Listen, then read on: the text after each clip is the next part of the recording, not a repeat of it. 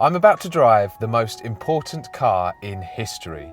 It was the first to be mass-produced, found 15 million buyers, and until the VW Beetle pipped it in 1972, it was the best-selling car ever, the Ford Model T.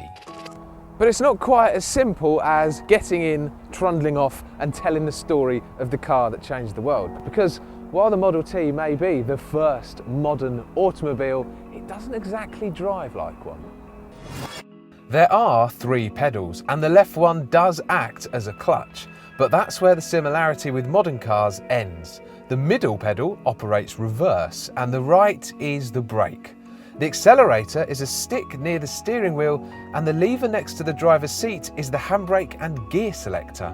Even starting it is a palaver, as my tutor Ivan explains. First thing to remember, important that the brake is engaged in the lock position. Also make sure it's fully retarded, because otherwise it can fire back, which can injure your hand. So that's manually adjusting the timing? Manually adjusting the timing. A small amount of throttle. You then come round to the front of the vehicle, engage the starting handle. Yeah. When the engine's cold, 2 or 3 primes. You have to have your thumb underneath the handle. If you have it over the top and it fires back, it could break your thumb. Turn the ignition on, round to the front. Okay.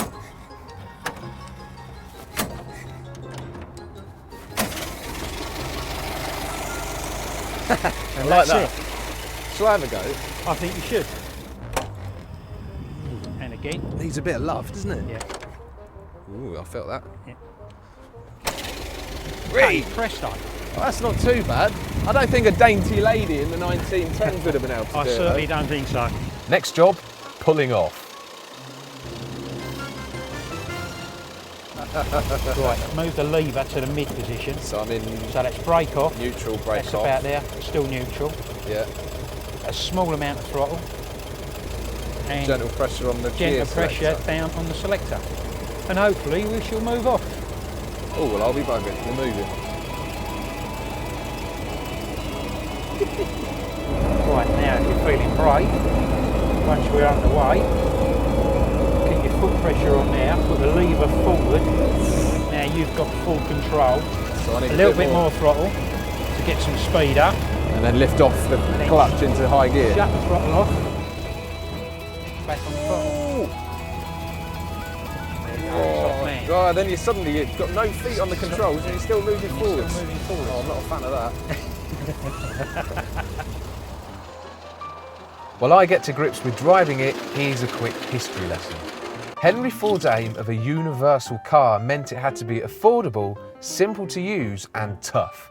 The Model T was all of those things, but Ford's real brainwave was the moving production line. First, using just a rope and winch, Model Ts were pulled along the factory with workers adding components at specific intervals. Each person had one job.